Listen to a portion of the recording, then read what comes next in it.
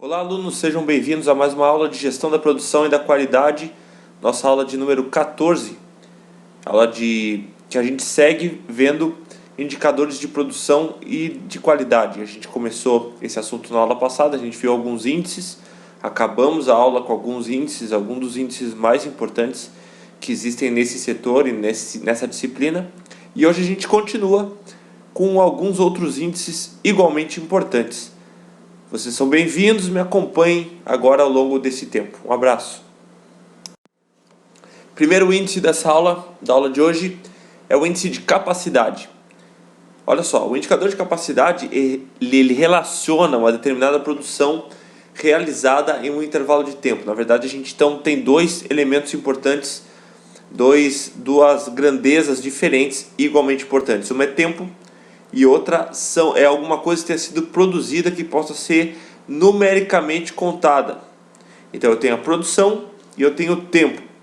No cruzamento de produção e tempo, quer dizer, determinada produção em determinado período de tempo, eu então, através dessa equação, eu determino a capacidade de produção. Esse é um índice muito importante de qualquer atividade, seja essa atividade uma atividade industrial, seja essa atividade também uma atividade de serviço. Aliás, é nos serviços que essa capacidade ela é muito levada em conta. E quando a gente fala de indústrias, essa capacidade ela pode ser programada, são máquinas, muitas vezes, que desempenham esse papel. E nos serviços? Quem determina a capacidade de produção de um advogado, por exemplo? Ou de um dentista? Ou de um taxista? Qual é a capacidade de produção desses indivíduos? Enfim, a capacidade ela é determinada pelo tanto que esses profissionais fazem em determinado tempo. Logicamente, a capacidade vai tocar, no final de todo o processo, na rentabilidade e na capacidade de manutenção de determinado serviço. Então, tanto prestadores de serviço quanto aqueles que produzem, que manufaturam alguma coisa, tem que levar em conta a capacidade.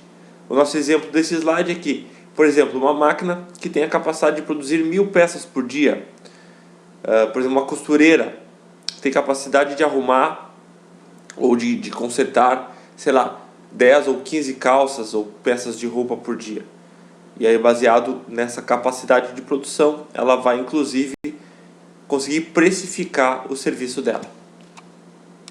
Produtividade. A produtividade representa o resultado da relação entre as saídas de um trabalho e os recursos utilizados para a sua produção. Na aula passada a gente viu os inputs e os outputs, e de novo a produtividade é isso, é o quanto nós demandamos de alguma matéria-prima, ou de energia, ou de tempo, e qual é a saída, né? Qual é o resultado final desse esforço. Ele não é representado em forma de percentual. Por favor, isso é muito importante. A produtividade ela é trabalhada em termos de números absolutos. O que são números absolutos? 10, 20, 50, 1000, 1 milhão. Isso são números absolutos. 1.573.724, números absolutos. Não é representado em percentual, tá bom? Pode ter diversas medidas, como quantidade por homens, quantidade por hora, quantidade por máquina. De novo, a produtividade é legal porque a gente consegue relacionar com a capacidade. Capacidade e produtividade andam muito próximas umas das outras. Então, relação das saídas geradas com as entradas consumidas. Esse é o resumo da produtividade. Vamos dar uma olhada nesse exemplo desse slide de número 4. Analisando o trabalho de uma área de produção, verificou-se que 5 diretores expediram 1000 boletins em 1 hora de trabalho. Assim, teríamos produção, 1000 boletins, recursos consumidos, 5 diretores e 1 hora. Qual é o índice de produtividade, o IP? 1000 por 5, ou seja, 200 boletins por diretor por hora. Ok? Esse é um bom exemplo para a gente conseguir associar a questão de produtividade de uma maneira bem simples, de uma maneira bem fácil. Vamos falar agora um pouco de índices de qualidade, da qualidade como um todo. A qualidade de um processo é a eficiência desse processo. Eficiência, como a gente viu na aula passada, ela está muito relacionada ao processo. Isso é importante que a gente grave, inclusive para a prova, é uma confusão que não pode ser feita. Processo é eficiência. Qualidade de produto, quer dizer, a saída, aquilo que finalmente é produzido, tem a ver com eficácia. Qualidade para o cliente, que quer dizer, eu estou entregando aquilo que o cliente esperava, aquilo que foi prometido está sendo entregue, isso diz respeito à efetividade. Qualidade é a relação entre as saídas totais e aquelas que for conforme o uso adequado das entradas. Então, eu recebo produtos na entrada, eu os manipulo da maneira correta e a minha saída, com o mínimo de defeitos possíveis, o mínimo de desvios, o mínimo de problemas ou erros, define a minha qualidade. Se a gente der uma olhada aqui nessa equação que finaliza o slide, a gente vê isso. Total de desvios, problemas e erros, dividido pela quantidade total produzida, multiplicado por 100, nos dá o percentual dos produtos cuja qualidade está aceitável para que o cliente perceba a efetividade do produto final. Então, nesse exemplo que a gente vê nesse slide, a gente vê assim, ó, se a diretora da escola X expediu 40 boletins errados em 200 boletins que foram preparados ao todo, o indicador de qualidade vai apontar o seguinte: 160 boletins corretos, que foi o resultado final, sobre 200 boletins totais, que foi o total produzido, multiplicado por 100 para que a gente alcance o percentual, 80%. Então, 80% dos boletins foram feitos da maneira certa e 20% deles têm a oportunidade de serem melhorados. Lucratividade é outro índice muito importante para que as empresas vivam e vivam bem. Lucratividade. O que é lucratividade? A lucratividade mede a relação entre os valores obtidos pelo lucro e o valor total das vendas. É demonstrada em forma de percentual. Então a gente relaciona os valores totais da empresa, né, que não o valor de transação, mas o lucro, e o valor total das vendas. Então, de tudo que eu vendi, o quanto disso foi o lucro, né, qual foi a parte que realmente é o lucro, e isso de forma percentual. Então a gente tem ali uma equação bem simples, diz ali, lucratividade igual ao lucro sobre as saídas geradas. Aqui um exemplo de lucratividade bem simples. É bom lembrar que a lucratividade pode ser contada de maneira mensal, anual, semestral, trimestral, semanal, da maneira que for mais conveniente para a empresa. Olha só essa fórmula. A gente acabou de ver. O lucro sobre as entradas totais multiplicado por 100. Então a gente hipoteticamente tem ali um lucro de R$ 20.880 sobre uma entrada total de R$ 364 mil, multiplicado por 100 para que a gente obtenha o percentual. E a gente tem então nesse caso uma lucratividade anual, que é como a gente escolheu fazer nesse exemplo, de 5,73%. Tá bom? Outro índice muito importante para que a gente possa aferir a qualidade, enfim, o desempenho da empresa tem a ver com competitividade. Competitividade é a capacidade que a empresa tem de se colocar no mercado de uma maneira vantajosa, de uma maneira que faça a diferença, de uma maneira relevante. Então, a competitividade é a relação de concorrência que se estabelece entre duas ou mais organizações no sentido de atender às necessidades de um mesmo cliente. Pode ser avaliado como, por exemplo, a participação no mercado que a empresa possui, entre outros modelos de avaliação. Mas um dos modos de avaliar é justamente isso. Qual é a participação que a minha empresa possui do mercado e qual é a participação que o meu concorrente possui.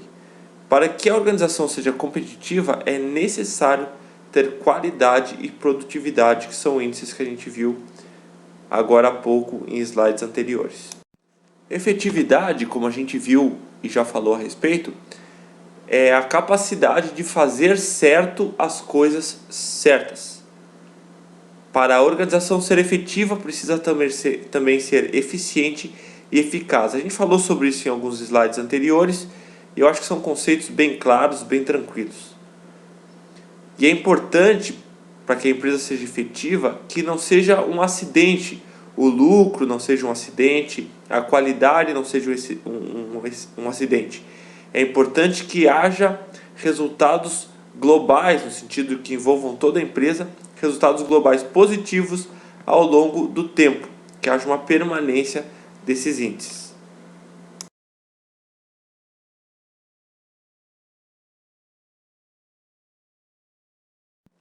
Uma outra palavra que a gente ouve muito quando fala de produção e qualidade, quando a gente fala de marketing também, é valor. Mas o que é valor? Do que eu estou falando quando eu falo de valor?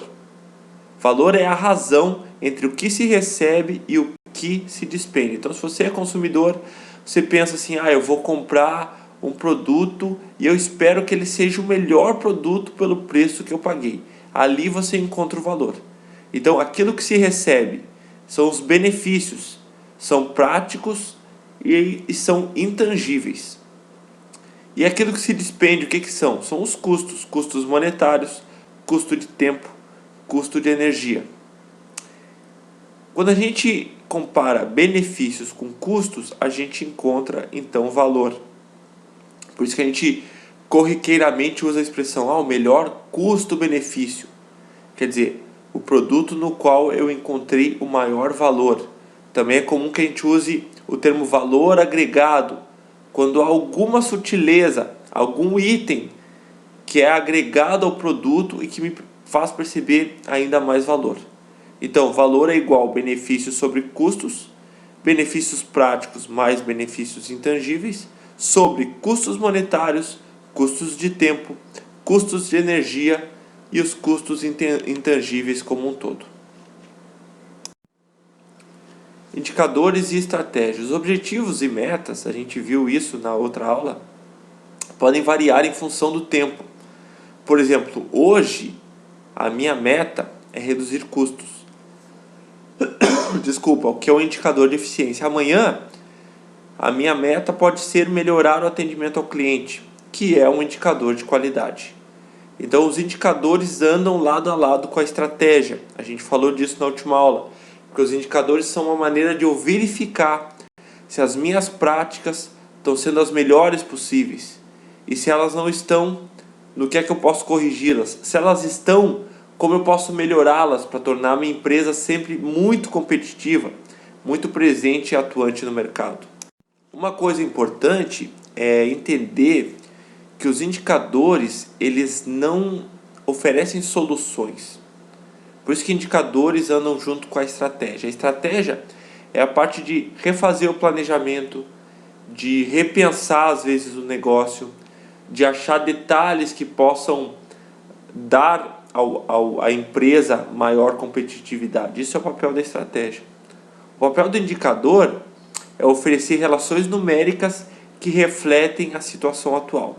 Então eu olho números, eu olho dados claros que me mostram, me fazem ver um mapa de como é que a empresa está. Por exemplo, se hoje estamos gastando R$1.000 para atender 500 clientes, o indicador que vai dizer se isso é bom, ruim ou se está de acordo com isso, são os indicadores que vão dizer se isso está bom, se isso está ruim, se isso está dentro do que eu planejava. Então, todos os meus indicadores de efetividade, de eficiência, de lucratividade, eles vão me dizer se esses números são números bons. Olhando assim, são apenas números. Eu preciso então que eles sejam relacionados e a partir daí eu posso tomar decisões. Gente, foi um prazer estar com vocês mais essa semana. Muito obrigado pela atenção. Nos vemos semana que vem.